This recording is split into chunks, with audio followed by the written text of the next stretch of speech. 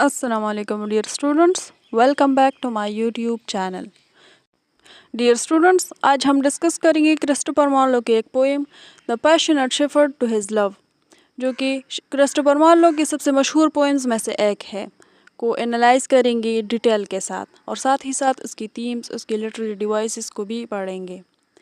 लेकिन lecture start करने से पहले अगर आपने अभी तक मेरे चैनल को सब्सक्राइब नहीं किया तो प्लीज़ चैनल को सब्सक्राइब करके वीडियो को एंड तक ज़रूर देखें.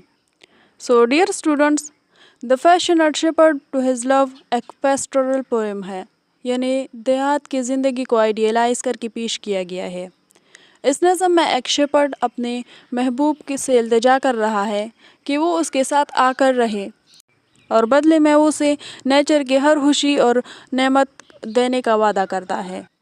डियर स्टूडेंट्स, ये नज़म 16th सेंचुरी के इंग्लैंड में लिखी गई थी, लेकिन जो चीज़ ये नज़म कर रही है किसी को खूबसूरत वादों से रिझाना, वो आज भी होता है, चाहे वो रिश्तों में हो या फिर एडवर्टाइजमेंट में. इसीलिए 400 साल बाद भी ये पोएम आज की ज़िंदगी से रिलेटेड है. डियर स्टूडेंट्स, मार्लो ने ये नज़म अपने जवानी में लिखी थी और ये उनकी मौत जो कि 1593 में हुई थी के बाद 1599 में शाये हुई. उस वक्त ये नज़म इतनी मशहूर हुई कि कई शायरों ने इसका जवाब लिखा, जिसमें सबसे मशहूर जवाब सर वाल्टर राली का the nymph's reply to the shepherd है, जहां महबूबा शेपर्ड की तमाम ऑफर्स को रियलिस्टिक अंदाज में रिजेक्ट कर देती है. डियर स्टूडेंट्स, अगर हम पोएम को स्टार्ट करने से पहले पेस्टोरल ट्रेडिशन को डिस्कस करें कि पेस्टोरल ट्रेडिशन क्या है, तो पेस्टोरल पोइट्री एक एंशिएंट जनरा है जो ग्रीक शायर थियोक्रेटस से शुरू होती है और बाद में रोमन शायर वर्जिल ने भी इस स्टाइल में लिखा.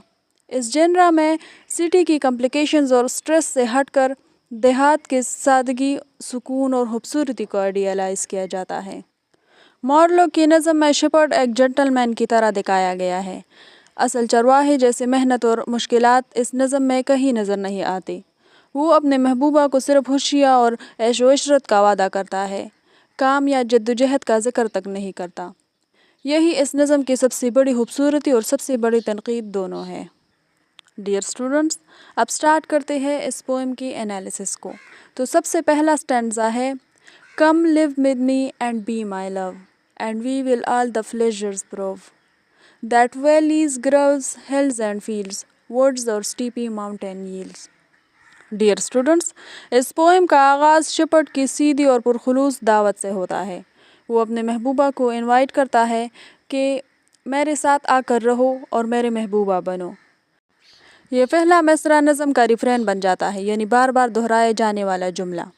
ये लाइन 120 और 24 में वापस आ जाता है, जो नज़म को एक गाने जैसा एहसास देता है. डियर स्टूडेंट्स, ये लाइन सीधा सीधा दावत है, लेकिन गौर कीजिए शेपर्ड शादी का लफ्ज़ इस्तेमाल नहीं करता, सिर्फ लिव विद मी कहता है. उस दौर में भी ये एक बोल्ड और थोड़ा रिस्की प्रपोजल था, शादी के बगैर साथ रहने की दावत. और दूसरी लाइन है and we will all the pleasure proves, यानी हम साथ मिलकर हर खुशी का तजुर्बा करेंगे. डियर स्टूडेंट्स, यहाँ प्रूफ साबित करना नहीं बल्कि तजुर्बा करना, महसूस करना जैसे मायने रखता है. शेपर्ड कह रहा है हम साथ मिलकर हर खुशी को जी कर देखेंगे. नोट कीजिए कि ये वी से शुरू होता है, जैसे दोनों बराबर के शरीक होंगे, लेकिन आगे चलकर पूरी नज़म सिर्फ शेपर्ड की तरफ से ही बोली जाती है. और नेक्स्ट लाइन है that valleys, groves, hills and fields, woods और स्टीपी माउंटेन यील्ड्स. यह मार्लो एक लिस्ट देता है, वादियाँ, छोटे जंगल, पहाड़, खेत, यानी हम इन सब में घूमकर इसकी खुशी को महसूस करेंगे. और ये लिस्ट वाला टेक्निक पूरी नज़म में बार बार आएगा. जितनी चीज़ें गवाई जाएंगी उतना ही महबूबा पर भरोसा जमाने की कोशिश होगी. और यील्ड्स का मतलब है देता है, पैदा करता है. यहाँ नेचर को एक जनरस माँ की तरह दिखाया गया है जो बिना मांगे सब कुछ दे देता है. कोई मेहनत, कोई खेती बाड़ी का जिक्र नहीं किया गया है. यानी इन स्टीपी माउंटेन्स, इन फील्ड्स और वैली से सब कुछ हमें आसानी से मिलेगा. हमें कोई मेहनत करने की ज़रूरत नहीं करनी पड़ेगी, हम सिर्फ खुशियों को एंजॉय करेंगे. So dear students, second stanza है and we will sit upon the rocks, seeing the shepherds field their flocks, by shallow rivers to whose falls Melodious birds sing madrigals. Dear students, اس ٹنزا میں ایک پرسکون منظر پیش کیا گیا ہے، یعنی شیپرڈ کہتا ہے کہ ہم دونوں چٹان پر بیٹھے ہوں گے اور دوسری چرواہوں کو ان کے بیڑیے چراتے دیکھیں گے۔ ڈیئر اسٹوڈنٹس، یہاں پر انٹرسٹنگ بات یہ ہے کہ یہ شیپرڈ خود اپنی بیڑی نہیں چراتا، وہ دوسری شیپرڈس کو چراتے ہوئے دیکھ رہا ہے۔ یہ چھوٹی سی ڈیٹیل بتا دیتا ہے کہ ہمارے شیپرڈ اصل میں کوئی محنت کش چرواہا نہیں بلکہ ایک ایسا شخص ہے جس کے لیے دوسرے کام کرتے ہیں۔ By shallow rivers to whose falls melodious birds sing madrigals. یعنی کم گہرے دریا کے آبشاروں کے پاس۔ Shallow rivers means وہ دریا جس کی گہرائی زیادہ نہ ہو۔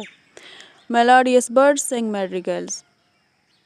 Madrigals ایک خاص قسم کے رینیسانس ٹائم کا لو سانگ ہوتا تھا۔ اس سے یہ اشارہ ملتا ہے کہ خود فطرت بھی ان کے عشق کی گیت گا رہی ہے۔ یہاں پرسنیفیکیشن کا استعمال ہوا ہے۔ پرندوں کو میڈریگلز گاتے ہوئے دکھایا گیا جیسے پوری نیچر ان کے رومانس کے ساتھ دے رہی ہو۔ اگر ہم اسے پازیٹیو سائڈ میں دیکھیں تو اس اسٹینزا میں کوئی کام محنت نظر نہیں آتا، کیونکہ صرف دیکھنا اور سکون سے بیٹھنا ہے جو پیسٹورل آئیڈیالائزیشن کی مثال ہے۔ ڈیئر اسٹوڈنٹس، اگر ہم تھرڈ اسٹینزا کو دیکھیں تو تھرڈ اسٹینزا ہے "And I will make thee beds of roses and 1,000 fragrant posies, a cape of flowers and a kirtle, embroidered all with leaves of myrtle." Dear students, یہاں سے Shepard کی gifts کی list شروع ہوتی ہے۔ وہ اپنے محبوبہ کے لیے گلابوں کا بستر، بیڈ آف روزز مینز گلابوں کا بستر، اور خوشبودار پھولوں کا گلدستہ بنانے کا وعدہ کرتا ہے۔ پوزیز مینز گلدستہ، ایک پھولوں کی ٹوپی اور مرٹل کے پتوں سے سجایا ہوا کرٹل بھی دیا جائے گا۔ کرٹل ایک لانگ ڈریس ہوتا ہے جو کہ اکارڈنگ ٹو شیپرڈ مرٹل کے پتوں سے بنایا ہوا ہوگا۔ Dear students, bed of roses ایک مشہور میٹافر ہے جو آج بھی ہر چیز آسان اور خوبصورت ہونے کے لیے استعمال ہوتا ہے، اور مرٹل ایک میڈیٹرینین پودا ہے جو وینس یعنی محبت کی دیوی سے منسوب ہے۔ اس سے یہ ظاہر ہوتا ہے کہ شیپرڈ گریک یا رومن کلاسیکل امیجری یوز کر رہا ہے جو انگلینڈ کی ریئلٹی سے بہت دور ہے۔ ڈیئر اسٹوڈنٹس، اس اسٹینزا میں جینڈر رولز پر کرٹیسزم بھی نظر آتا ہے۔